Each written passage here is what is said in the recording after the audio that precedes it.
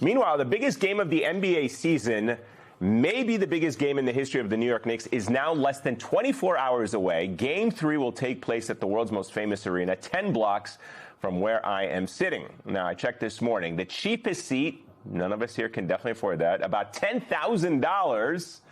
That's not a problem for one fair weather fan, though. President Trump, yep, he'll be at Madison Square Garden for Game 3 and maybe even Game 4, even though he hasn't attended any games this year. And even though he fled New York City years ago for Palm Beach and takes every chance he gets to trash his former hometown.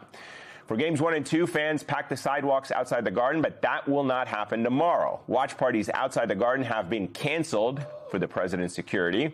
So the Knicks diaspora has scattered across the bureaus, bar stools, and bodegas, all chasing what New York hasn't felt since 1973. A championship title. Now, that same year, 26-year-old Donald Trump was just getting started in the family business. Monday, he gets a seat to history and behind a hard perimeter. Past TSA-style lines, hundreds of Secret Service agents, and thousands of NYPD officers in a city he calls home, but only when that city is winning. I think this is the most perfect example of who Donald Trump is. He hasn't been to a Knicks game all season, hasn't even praised them once, decides to show up when they're winning 2-0 and everybody's getting super excited and feeling, the championship, I don't want to jinx it, but feeling the championship within their grasp. And Donald Trump decides to show up and just mess up all the juju of the fans who have been going out to the streets every night, watch parties. I mean, look, I'll say this in fairness.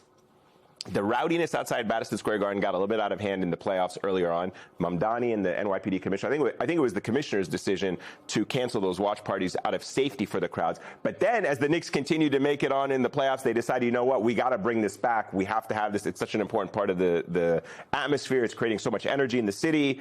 And of course, Trump kills that momentum, kills that buzz by coming. And I just think, if they, God forbid, if they lose tomorrow. I was just going to ask you that. What are the fans going to do, Eamon? I'm not going to say it. I'm not even going to entertain that idea. But listen, if I know New York fans, and I've been watching a lot of games and a lot of the videos, I don't think that he will be received very well. I'm just going to leave it at that. I'm not going to say what I think they will do to him or to Trump Tower or anything, but I'll just leave it at that. You don't think Kash Patel is going to be partying in the locker room with the Knicks? Something tells me this is not the kind of team that he's going to roll up into and start pounding beers with. Doing keg stands. Yeah, exactly. Yeah, but by the way, could I just say, honestly, on another note, I mean, Donald Trump might attend Game 3 and Game 4. And by the way, we are at the peak, it seems, of these Iran negotiations. There was a massive escalation today with the Iran attack on Israel. A couple of weeks ago, in a much slightly calmer moment, Donald Trump was asked if he was going to go to his son's wedding, and he said he's got way too much going on to make it to his son's wedding. He clearly does not have a lot going on to make it to a Knicks game and possibly even 2 games on Monday and Wednesday. I think there's a high likelihood he gets booed tomorrow night, and if that happens, I don't think he's going to want to come back to Game 4 again. Yeah, but my question is whether or not it actually gets showed on the Jumbotron, and more importantly, whether or not it gets showed on national TV, because I think, usually when you have, and the Knicks are famous for this, right? With the celebrity row, you got Spike Lee, you got Timothy Chalamet, you got Ben Stiller, you got a lot of celebrities, you got a lot of notable people there.